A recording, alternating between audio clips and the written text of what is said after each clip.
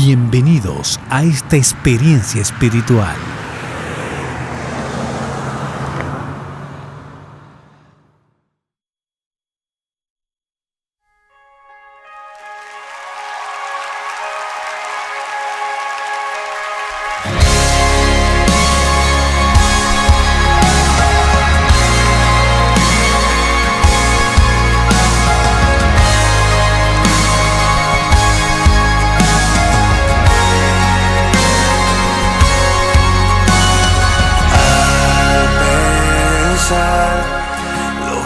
Hecho en mí, cuán profundo tú me amaste,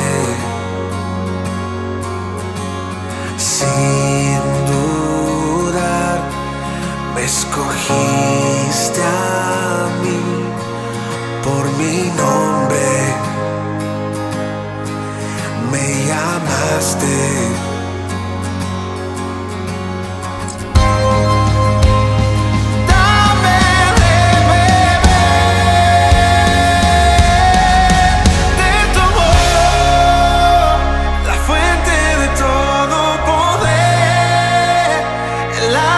Sacia mi ser, tu inagotable amor,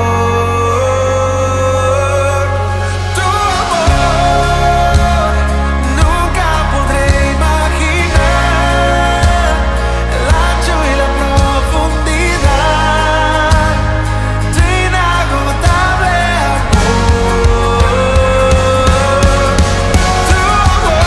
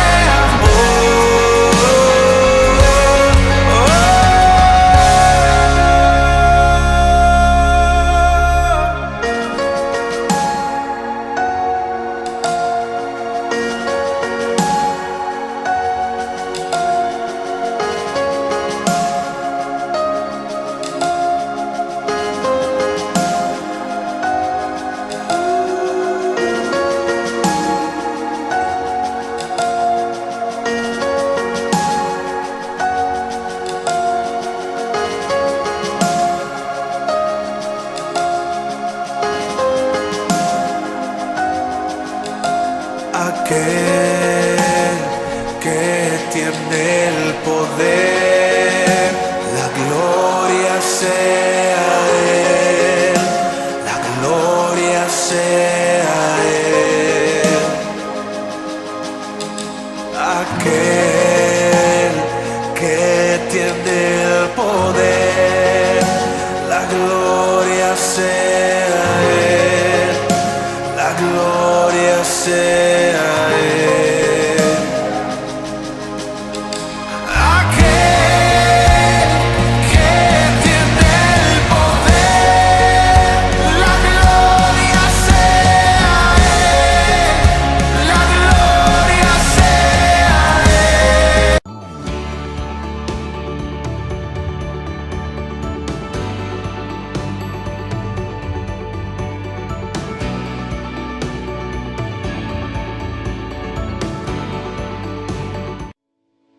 ¿Cuántas veces has soñado con tener tu propia casa o negocio? ¿Ver a tus hijos graduarse o simplemente acomodarte y mejorar tu calidad de vida? Sabemos que lo sueñas y que trabajas en eso, pero siempre hay algo que te descuadra. Lograr tus aspiraciones puede ser más fácil si no estás solo. Vamos a juntar esos pesos. En Copaspire te apoyamos para que el dinero que tienes y el que te falta sea útil y productivo. Hazte socio. Copaspire, creciendo juntos.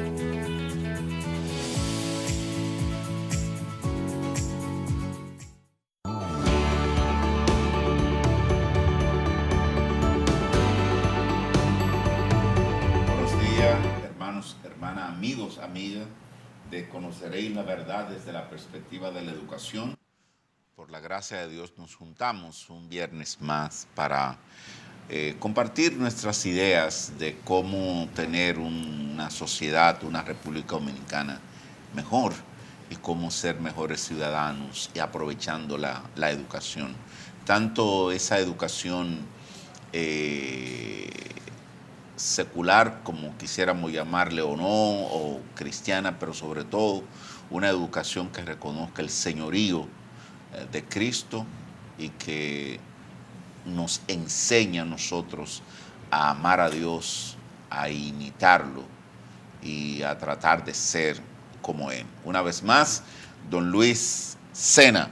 Buenos días, don Luis. Muchas gracias. Estuvo por los Estados Unidos. ¿Cómo le fue en su viaje? No, en realidad estuve en Paraguay, en Sudamérica. En Sudamérica. Perdón, pensaba que estaba, pero qué bueno, de regreso. Gracias. La semana pasada, Luis, estuvimos viendo algunos aspectos de la filosofía cristiana de la educación y nos hacíamos varias preguntas.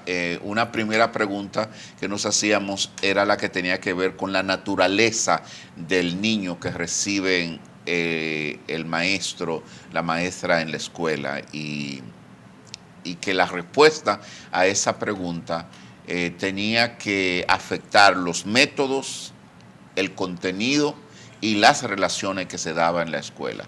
Si el maestro entiende la naturaleza del niño y de la niña, es obvio que el resultado tendría que ser diferente.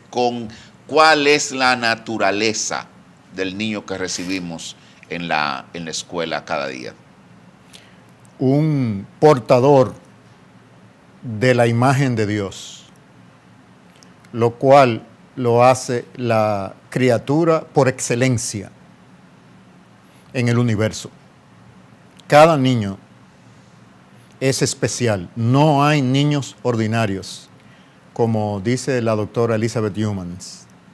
Y como no hay niños ordinarios, no pueden haber métodos ordinarios para tratar con ellos. Cada ser humano viene de un niño.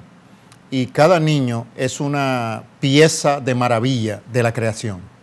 Entonces, lo primero que un educador debe entender es que tiene ahí 25 o 30 maravillas, producto de la creación de Dios, pero una creación especial, porque comparte la estructura del mundo natural, pero también tiene capacidades espirituales que reflejan la espiritualidad del Creador. O sea, es una interfase, es un intermediario entre Dios y su creación. Es especial, no es simplemente animal, no es simplemente natural. Y esa interfase entre Dios y su creación hace que el destino del universo depende de la conducta y el pensamiento de los seres humanos. Por eso toda la creación quedó sometida a vanidad cuando humanos decidieron renunciar a la vocación de crecer, multiplicarse y sojuzgar la creación. Rechazar ese mandato de Dios tuvo consecuencias naturales, porque los humanos somos más que naturaleza. Ok, Luis, si nosotros tomamos en cuenta esa definición, y de hecho me parece extraordinario, y ojalá que las personas en sus casas hayan aquilatado la respuesta que nos ha dado.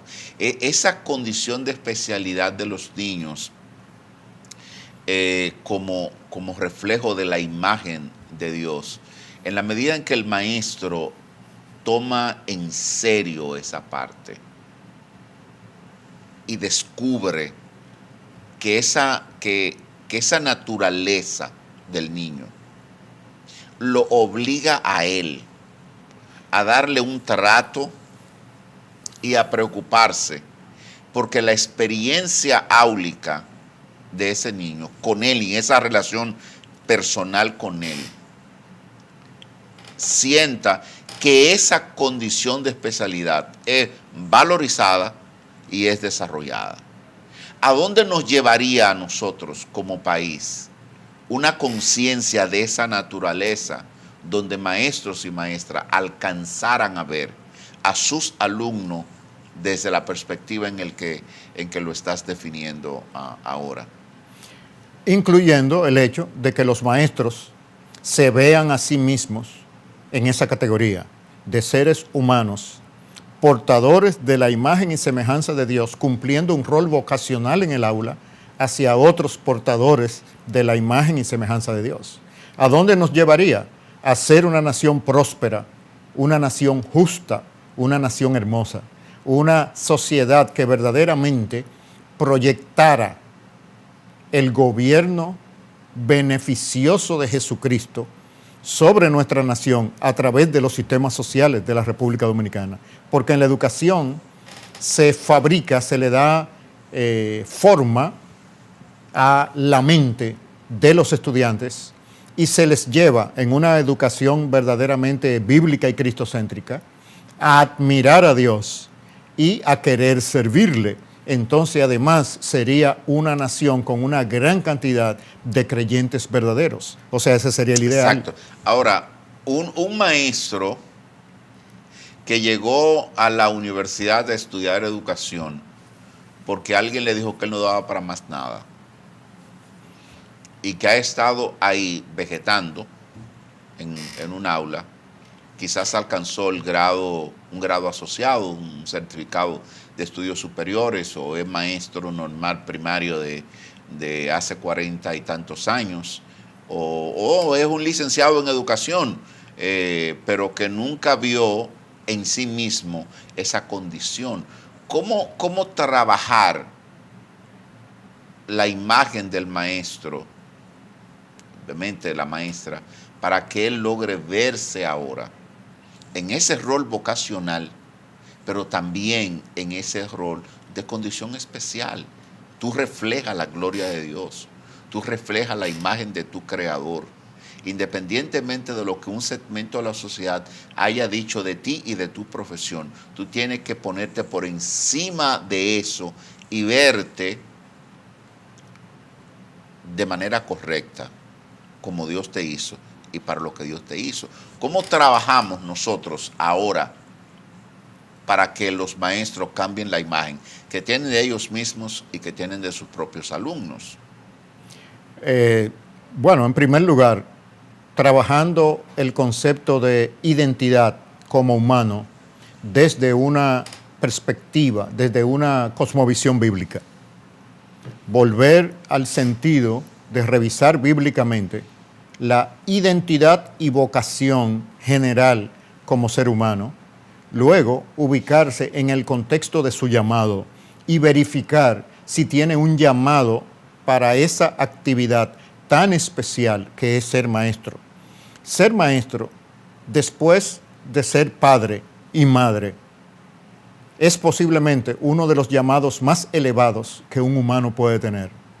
Es decir, incidir en la formación y desarrollo de otro ser humano para que cumpla el propósito de Dios en su vida es uno de los llamados más altos. Y los que tienen ese llamado de parte de Jesucristo, no de otros humanos. Entonces, lo primero que deben librarse es de los otros humanos y verificar directamente con Jesucristo si esa es la vocación para la cual Dios lo creó.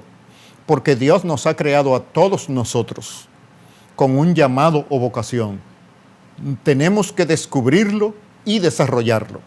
Entonces, si el llamado está, entonces esa persona tiene que saber que su trabajo, su contribución en el aula no la hace para los estudiantes, no la hace para el director de la escuela, no la hace para el Ministerio de Educación, lo hace para Jesucristo.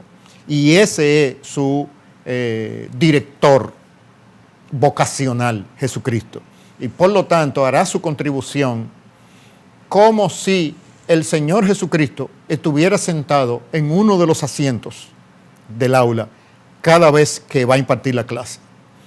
Y le dedica la clase a ese que está sentado ahí. Como decían algunos antepasados reformados, la audiencia de uno. Un famoso, uno de los padres de la patria que instigó, de los Estados Unidos, que instigó la revolución contra Inglaterra y la independencia de los Estados Unidos, que hizo un discurso muy ferviente, que estimuló el espíritu revolucionario norteamericano. Cuando lo entrevistaron después, le dijeron, pero usted es un hombre de hacienda, de agricultura, ¿de dónde le salió a usted ese fervor político? No lo conocíamos a usted como un activista que pudiera dar un discurso así. Y él dijo que cuando estaba hablándole a la asamblea de las 13 colonias, el Espíritu Santo le dio la percepción de que había uno sentado en esa audiencia a quien él tenía que honrar. Entonces él decía, la audiencia de ese uno, a ese yo le estaba dedicando mis palabras. Entonces pudiéramos hacer un paralelo de que un profesor cristiano con una vocación bíblica y con una cosmovisión cristiana, cuando está en su aula, percibe que representado en esos estudiantes está ese uno, el cual protege a esos niños. Y por lo tanto, su servicio debe ser honrar a la imagen de Jesucristo en esos seres humanos que están ahí. Luis, la semana pasada intentaba compartir, o compartí más bien, con los espectadores, el capítulo 3 de Génesis, la caída. Y reparábamos que Dios le había dicho a la altura del capítulo 2 de Génesis, le había dado ordenanza.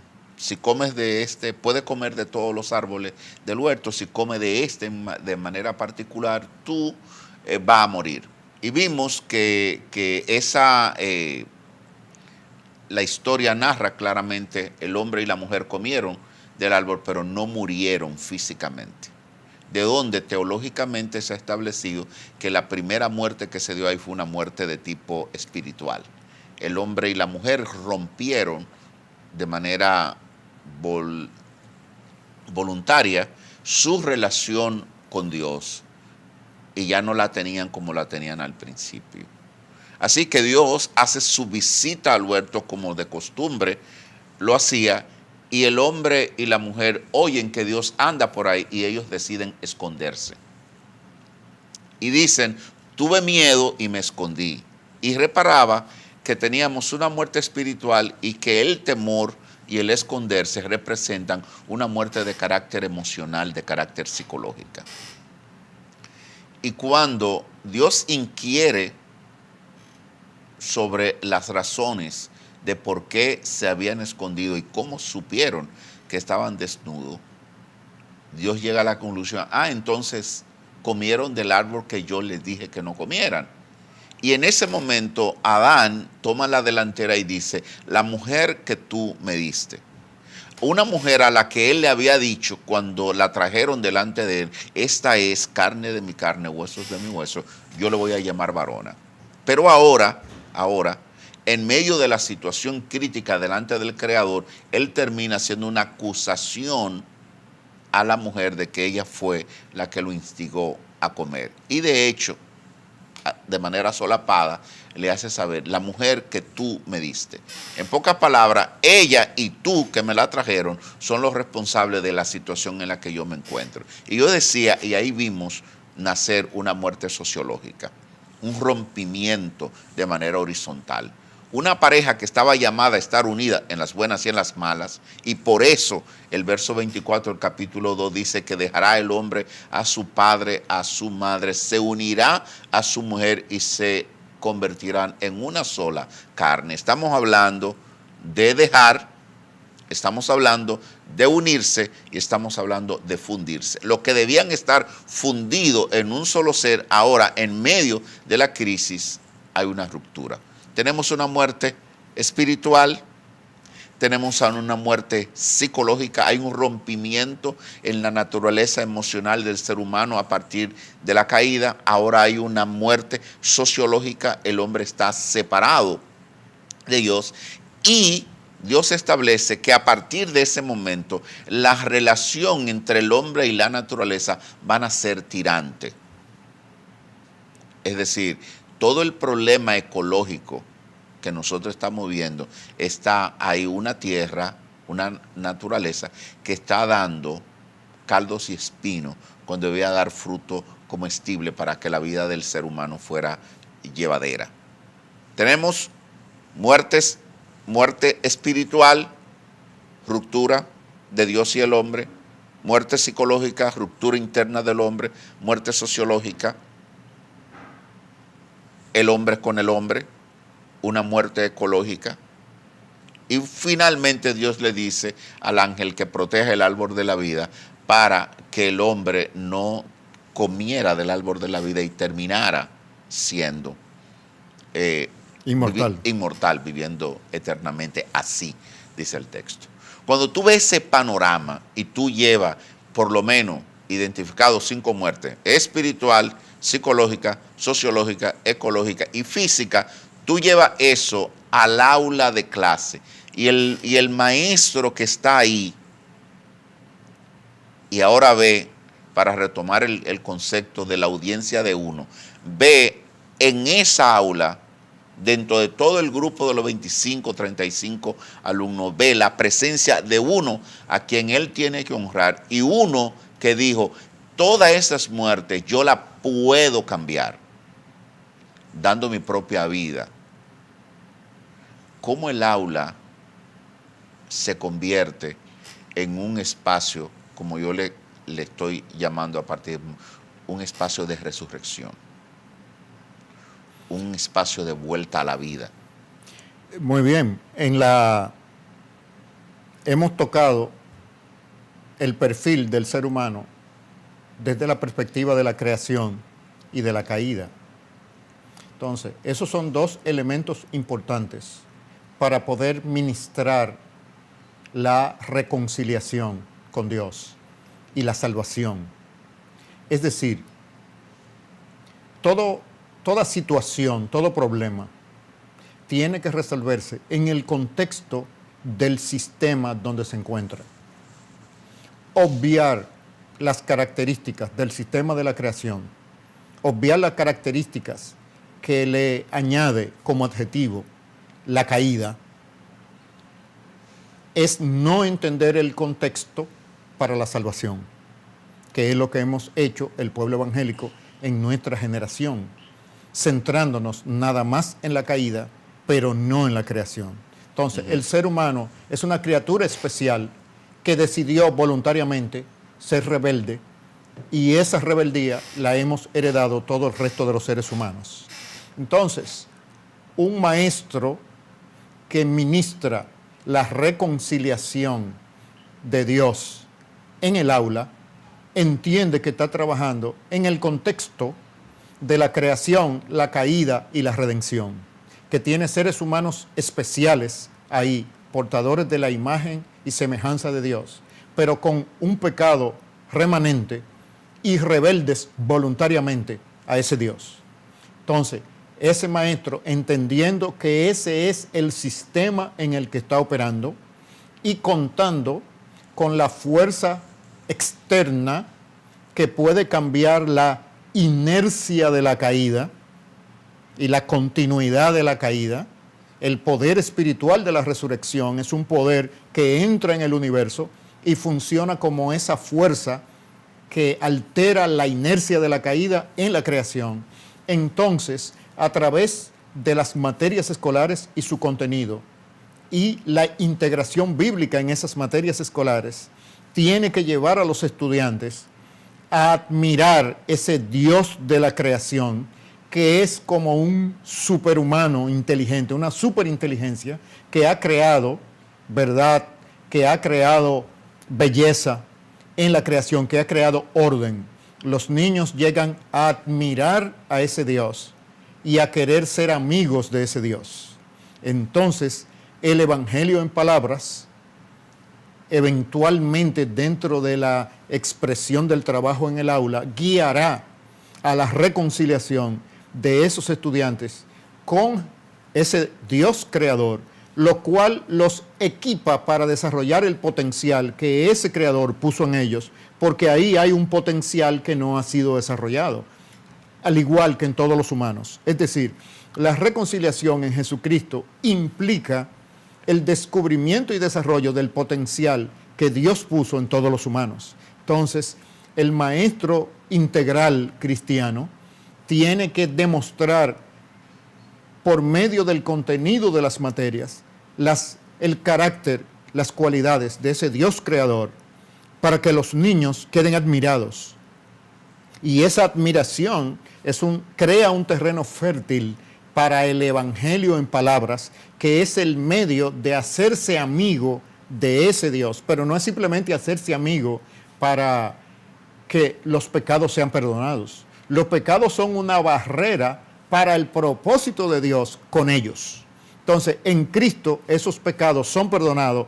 Ahora el camino está libre para avanzar a toda velocidad en el desarrollo de sus capacidades personales, porque Dios se gloría en ver a los humanos desarrollando el potencial que Él puso en ellos.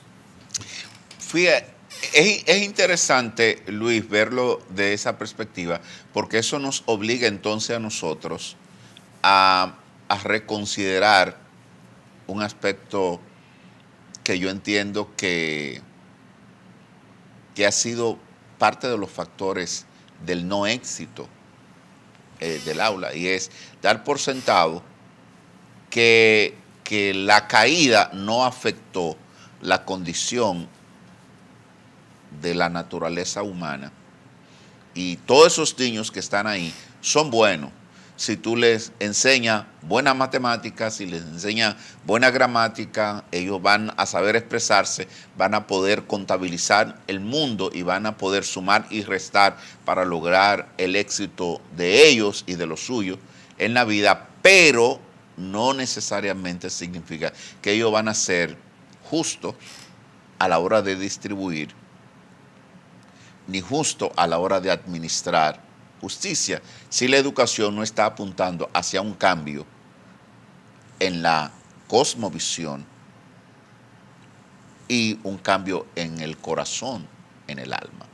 La educación que nosotros podemos ofrecer o estamos ofreciendo como nación puede ser una educación buena y válida para lograr a individuos que desempeñen con destreza las funciones en las que tú lo pongas. No es extraño entonces que haya una queja tan colectiva en la sociedad dominicana sobre la condición moral de las personas que nos dirigen.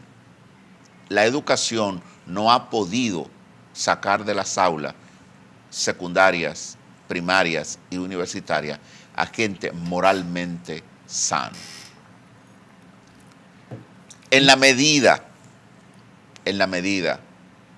que los métodos y los contenidos que enseñamos, como tú decías hace un momento, Luis, esa vinculación de los contenidos de las asignaturas con la verdad revelada en las Sagradas Escrituras, es que presentará a un Dios que llamará la atención, pero también una palabra que traerá a la conciencia de los estudiantes y de los maestros su realidad espiritual. Sí, porque sin esa realidad espiritual es imposible realizar esa transformación. Debemos recordar que para solucionar un problema, nosotros necesitamos una lógica diferente al sistema que creó el problema. Los seres humanos caídos estamos en un universo que sin la fuerza de la resurrección no es posible la transformación. Entonces, el sistema educativo nacional no es efectivo, el público ni el privado. No puede serlo, no es que es efectivo, no puede serlo. Y es importante saber cuándo las cosas no pueden ser dentro de un sistema, para no insistir en trabajar dentro del mismo sistema. Si usamos una ilustración de la matemática, una ecuación de primer grado con dos incógnitas en el mundo de los números reales no se puede resolver. Por lo tanto, si a uno le plantean que resuelva esa ecuación en el contexto de los números reales, alguien que sabe de matemáticas sabe que no se puede, no lo intenta porque no se puede, necesita abocarse a otro sistema de pensamiento. Entonces, ¿qué quiere decir? En el contexto de la ausencia de un mensaje redentivo mediante integración bíblica en el aula, no es posible crear una ciudadanía justa y autogobernada. La educación pública de base secular no puede producir personas que desarrollen su potencial emocional, mental y de productividad de manera equilibrada. Tiende a crear consumidores y a los más inteligentes los nutre como potenciales explotadores de los otros humanos. Entonces, en una educación sobre la base de una cosmovisión secular, produce un ser humano destructivo. Para corregir eso, necesitamos entonces la fuerza de la resurrección, la fuerza del Evangelio para producir seres humanos transformados. Entonces, esa clarificación es la que nos lleva a un análisis sistémico de la realidad, para no insistir en querer producir algo imposible. No es posible para la educación basada en las premisas del secularismo producir el tipo de República Dominicana que anhelamos. Luis, eso nos lleva entonces, nos obliga a que nosotros tengamos que revisar, y quizás esto es un poquito llamar la atención de los líderes y maestros de las iglesias. De lo que estamos hablando con el cristianismo es una propuesta de transformación social que incluye la salvación. Y hasta que no seamos capaces de entender que el evangelio, que el cristianismo, revelado en las Sagradas Escrituras y en la persona de Cristo, tiene como objeto principal el establecimiento del reino de Cristo. Y la salvación es un consecuente de ese establecimiento. En pocas palabras, el cristianismo tiene la base filosófica y estructural para producir una sociedad diferente. Esa es la tarea de la iglesia y es la tarea de la escuela cristiana y debería ser la tarea de la escuela en sentido general. Claro, porque debemos recordar que la creación en su estado caído, con la presencia del pecado, no es la creación original y no es la creación final. Es una condición temporal de la creación. Los propósitos de Dios llevan a la consumación de su reino, que recupera los propósitos originales de los humanos en relación a Dios, que fueron establecidos en el huerto del Edén, en la creación. Entonces, se pudiera resumir la perspectiva bíblica del universo en creación y consumación, porque la caída no es más que la rebeldía de las criaturas tratando de entorpecer el desarrollo de esa buena creación que será la creación final. Entonces, a través de la historia humana, Dios lo que está es reclutando personas que quieran vivir en esa sociedad perfecta, de plena comunión entre las criaturas y su creador. Pero el pecado no fabricó una creación alternativa, simplemente trata de sacar de dirección y de productividad la creación original. La reconciliación en Jesucristo lo que corrige esa dirección para que el desarrollo de la creación original apunte en la dirección de la transformación total que se realizará cuando Cristo venga en la consumación. O sea que nosotros como cristianos en esta generación anunciamos con nuestras acciones, con nuestras palabras y con nuestros productos culturales una realidad que será total. Siempre será parcial dentro de la historia, pero va a tener los símbolos y los elementos cualitativos de justicia, de verdad y de belleza que caracterizarán la Nueva Jerusalén en la plena comunión de Dios con los humanos en el contexto de la tierra restaurada. Luis, eso nos lleva a que nosotros procuremos liderear como creyente, como súbdito del reino de Cristo, a liderear en todas las áreas del quehacer humano, porque no vamos a tener una escuela que apunte a la restauración armoniosa de esa creación, de la misma creación que ha sido trastocada por voluntad del hombre, pero que es la misma creación que Dios le entregó al ser humano para que la multiplicara, para que la dominara. Entonces, tenemos que ir a la ciencia, tenemos que ir a las artes, tenemos que ir a todo el desarrollo científico. O sea, salir de la iglesia. Salir de la iglesia y liderear para garantizar que realmente nosotros tenemos una creación que está bajo la dirección de seres humanos donde la gloria de Dios está reflejada. Sí, si los cristianos no somos líderes culturales en todas las áreas, estamos debilitando el poder de la sal y la luz del reino de Dios en nuestra sociedad.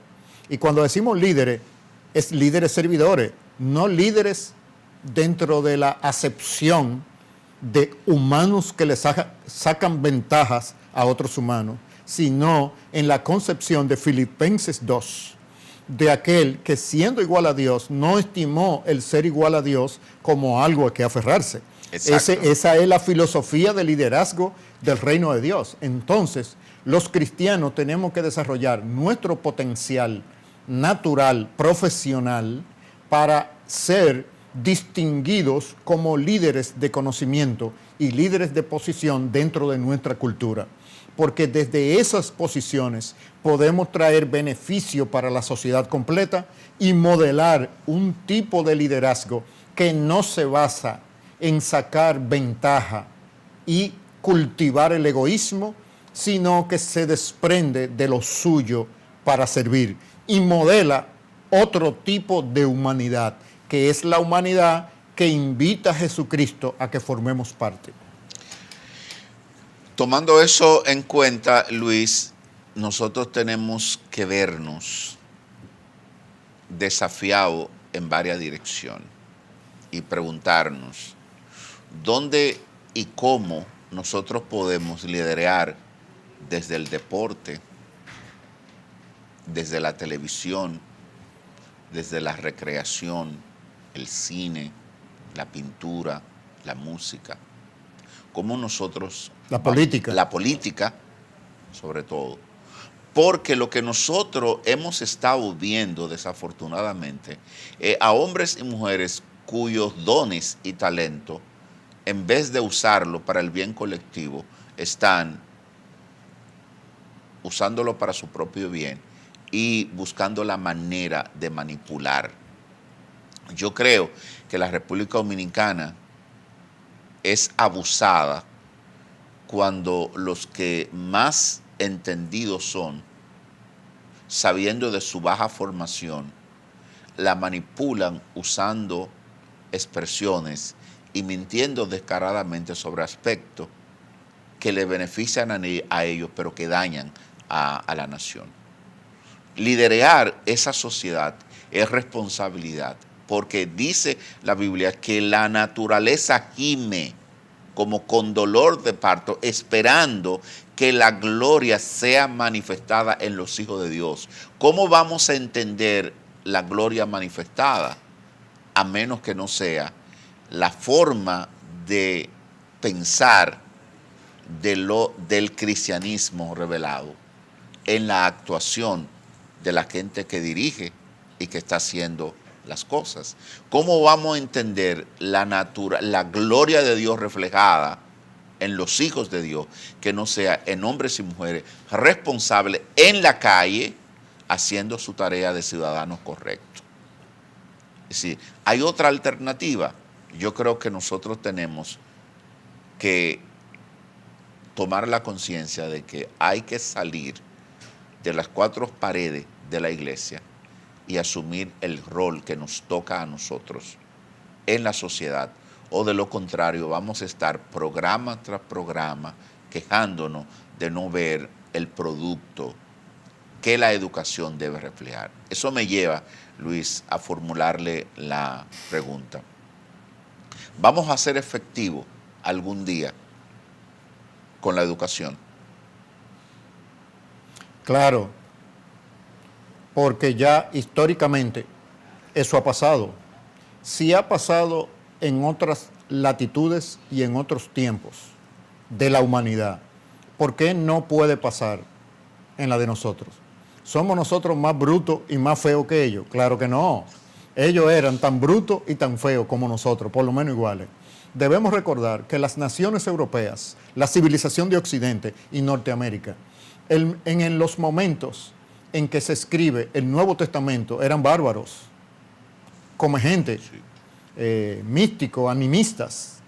El cristianismo civilizó a la civilización de Occidente y luego con la Reforma pule esa civilización para llevarla a sus más altos niveles.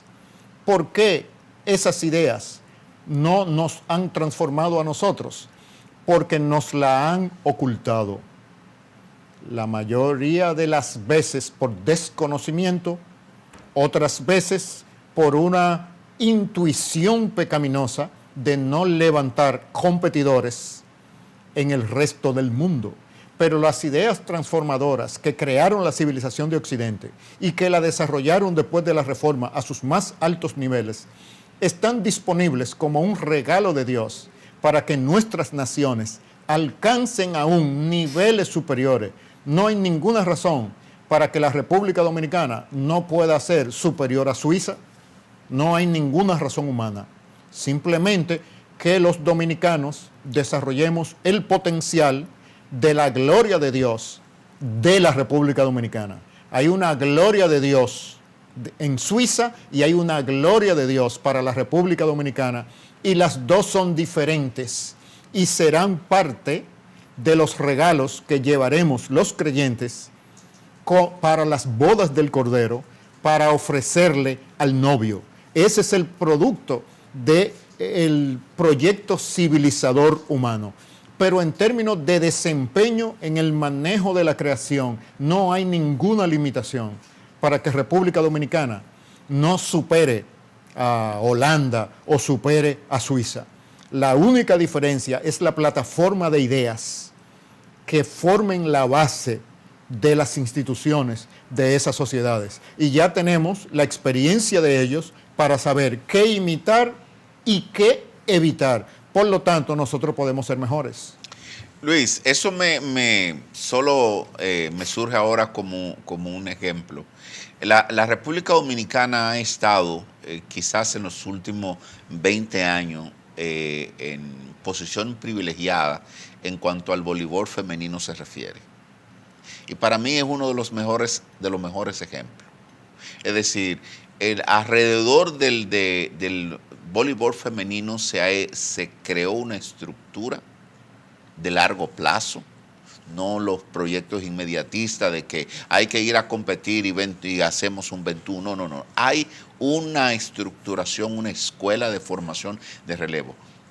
Durante mucho tiempo hemos estado oyendo las reinas del Caribe, pero no es el mismo equipo. Ese equipo puede cambiar de rostro, quizá cada 5 años, quizá las más viejas en la selección pudieran tener 7 u 8 años. Pero la verdad es que ha habido un relevo, porque ha habido una estructuración. Yo digo, es parte de lo que nosotros llevamos ante la gloria de Dios. Tenemos una selección de voleibol que está dentro de las 10 mejores del mundo. Un país pequeño, es decir, que no estaba acostumbrado a estar en el medallero mundial en nada. En voleibol femenino nosotros tenemos ese modelo usado. Cuando tú hablas de traerle a las bodas del Cordero la riqueza de las naciones, yo pienso que el voleibol femenino, que el béisbol debería ser en la República Dominicana, aparte de lo que nosotros llevemos. Tenemos peloteros muy buenos en Grandes Ligas, pero no hemos podido estructurar un equipo que se sitúe en el mundo, a pesar de que tuvimos una victoria en el 2013 en el Clásico de Béisbol, pero se supone que la República Dominicana tiene el recurso humano.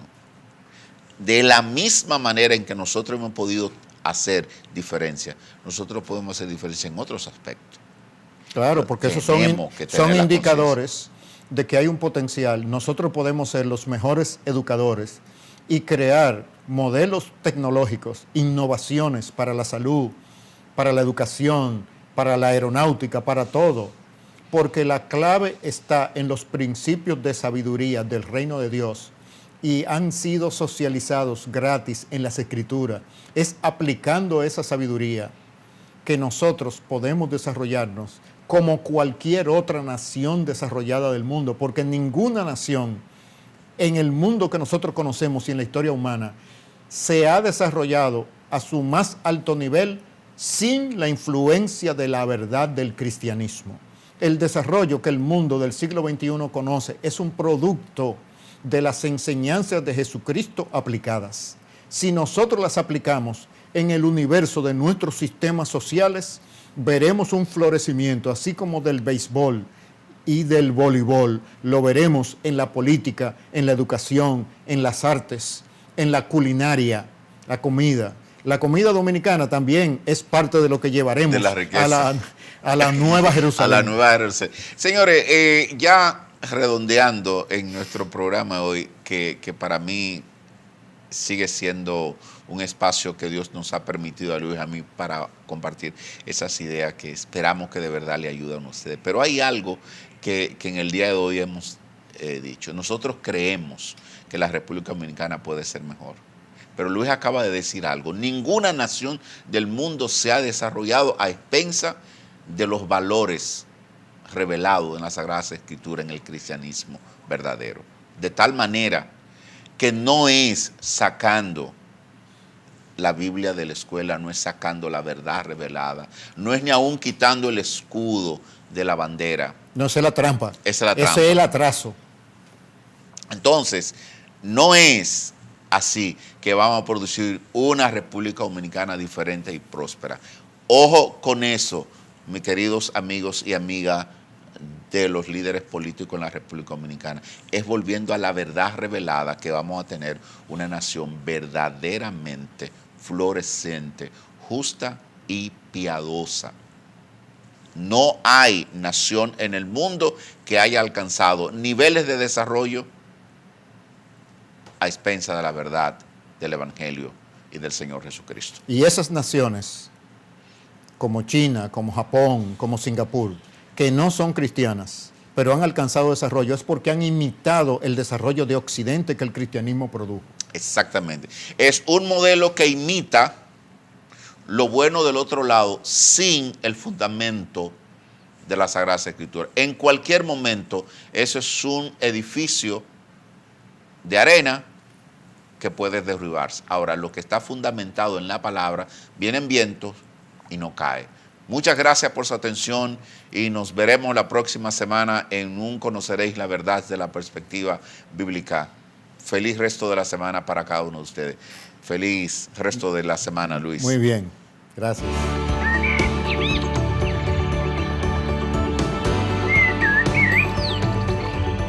Hemos llegado al final del programa y conoceréis la verdad. Que su vida haya sido bendecida en este día.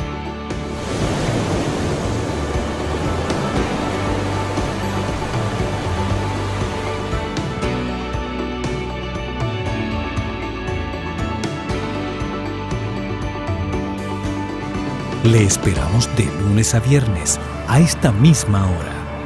Invocamos la presencia de Dios sobre su vida y familia.